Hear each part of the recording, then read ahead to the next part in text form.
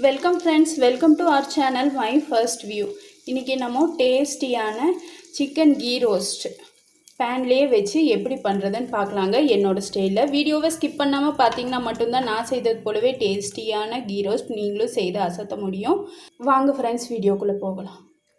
இங்கே பார்த்தீங்கன்னா சிக்கனோட லெக் பீஸ் 2 நல்லா கழுவி நீட்டாக எடுத்து வச்சுருக்கோம். இங்கே சைடில் வந்து கீரல் போட்டிருக்கோங்க. இந்த லெக் பீஸ் பார்த்திங்கன்னா நமக்கு தோலோடு இருந்திருந்தால் இன்னும் கூட நல்லாயிருக்கும். இந்த டிஷ்ஷு நமக்கு தோல் இல்லாமல் தான் கிடச்சிது, அதுவும் 2 தான் கிடச்சிது, அதனால் இதை எடுத்து வச்சுருக்கோம். இப்போ நம்ம இதில் ஒரு 2 டீஸ்பூன் அளவுக்கு வரமிளகாய் தூள் சேர்த்திக்கலாங்க. அடுத்ததாக நம்ம இங்கே 1 டீஸ்பூன் அளவுக்கு குருமிளகு தூள் சேர்த்திக்கலாம். நம்ம இங்கே வரமிளகாத்தூளும் குருமிளகுத்தூளும் சேர்த்திருக்கோம். உங்கள் காரத்துக்கு ஏற்றாற் போல் நீங்கள் அட்ஜஸ்ட் பண்ணிக்கோங்க. அடுத்ததாக நம்ம இதில் கொஞ்சமாக மட்டும் மஞ்சப்பொடி சேர்த்திக்கலாம், அதிகமாக வேண்டாம். ஏன் வந்து மஞ்சப்பொடி கம்மியாக வேணும் அப்படின்னு நான் சொன்னேன்னா, இது நம்ம ஃபைனலாக எடுக்கும்போது மஞ்சள் கலராக இருக்க வேண்டாம், கொஞ்சம் ரெட்டிஷாக இருக்கணும். அதுக்காக தான் நான் இங்கே மஞ்சள் பொடி கம்மியாக சேர்க்குறேன். அடுத்ததாக நான் இங்கே ரெடிமேட் சிக்கன் மசாலா தூள் தாங்க சேர்க்குறேன். உங்களுக்கு எந்த பிராண்டு பிடிக்குமோ அந்த பிராண்டை நீங்கள் யூஸ் பண்ணிக்கோங்க. அடுத்ததாக நான் இங்கே கொஞ்சமாக சீரகத்தூள், அதாவது ஒரு 1/4 டீஸ்பூன் அளவுக்கு சீரகத்தூள் சேர்த்திக்கிறேன். நான் அடுத்ததாக இங்கே பார்த்திங்கன்னா ஜாதிக்காய், நட்மெக் சொல்லக்கூடிய ஜாதிக்காவை கொஞ்சமாக துருவி சேர்த்திக்கிறேங்க. உங்கள்கிட்ட இல்லைன்னா இதை ஸ்கிப் பண்ணிக்கலாம். இது நம்ம ஒரு அரோமாக்காகவும் ஒரு ஃப்ளேவருக்காகவும் மட்டும்தான் சேர்க்குறோம், நான் அதிகமாக சேர்க்கலை.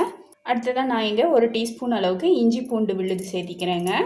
அடுத்ததாக நம்ம இங்கே 1 டீஸ்பூன் அளவுக்கு மட்டும் எலும்பிச்சப்பழ ஜூஸை சேர்த்திக்கலாம். இப்போ நம்ம இதோட ஒரு 2 டேபிள் ஸ்பூன் அளவுக்கு நெய் சேர்த்திக்கலாங்க. நெய் இல்லைன்னா ஆயிலை கூட சேர்த்திக்கலாம். நான் இங்கே ஃப்ளேவர் நல்லா இருக்குங்கிறதுக்காக நான் நெய் சேர்த்திக்கிறேன். அடுத்ததாக நான் இதுக்கு தேவையான அளவு உப்பு சேர்த்திக்கிறேங்க. இதுக்கு பார்த்திங்கன்னா கல்லுப்பை வந்து நல்லா இடித்து பவுடர் பண்ணி வச்சிட்டிங்கன்னா இதுக்கு நல்லா இருக்கும், நல்லா டேஸ்ட் கொடுக்கும். நம்ம நார்மல் சால்ட்டு சேர்க்குறத விட கல்லுப்பை வந்து பொடி பண்ணி சேர்த்தினோன்னா நல்லாயிருக்கும். இப்போ இதை நல்லா எல்லா பக்கமும் கோட் ஆகிற மாதிரி நல்லா கலந்து விட்டுக்கோங்க. இந்த மசாலாலாம் நல்லா உள்ளே எல்லாம் நல்லா இறங்கணும், அதுக்காக தான் நம்ம கீரல் போட்டது. இப்போ இதெல்லாம் நல்லா ஊறட்டுங்க.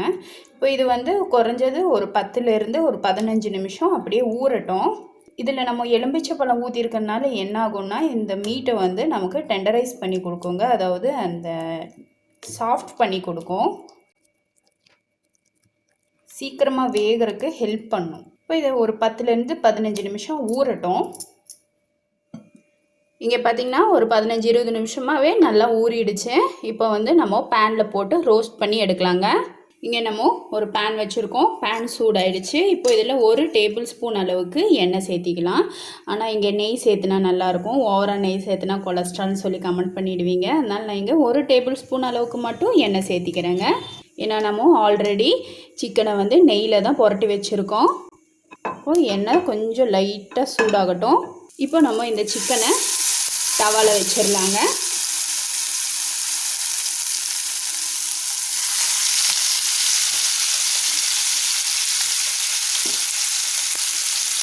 அதோட பவுலில் கொஞ்சமாக மீதி இருக்கிற இந்த மசாலாவையும் மேலே போட்டுடலாம்.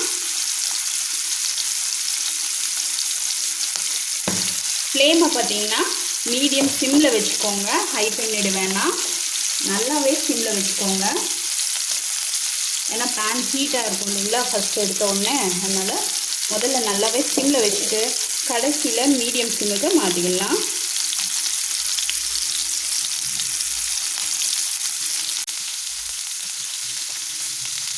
போட்டு ஒரு 2 நிமிஷம் ஆனதும் உடனே திருப்பி போட்டுருங்க.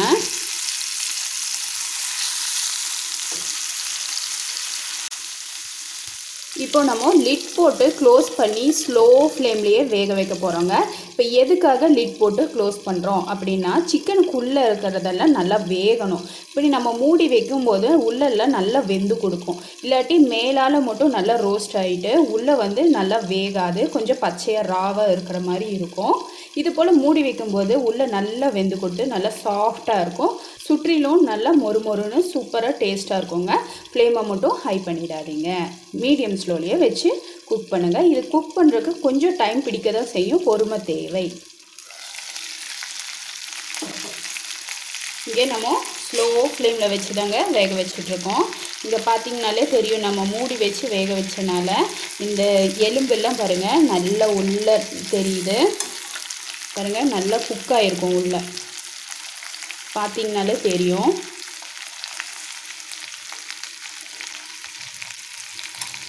ஒரு 5 நிமிஷத்துக்கு ஒருக்கா நீங்கள் ஓப்பன் பண்ணி திருப்பி போட்டுகிட்டே இருக்கணும். பொதுவாகவே இஞ்சி பூண்டு சேர்க்கும்போது என்ன ஆகும்னா கீழே பேனில் ஒட்டிக்கோங்க. அதனால் இதை வந்து நம்ம லைட்டாக இது போல் தள்ளி விட்டுட்டு சிக்கனை திருப்பி போட்டு இந்த கீழே இருக்க இந்த மசாலாவெல்லாம் எடுத்து மேலே அப்ளை பண்ணிடலாம்.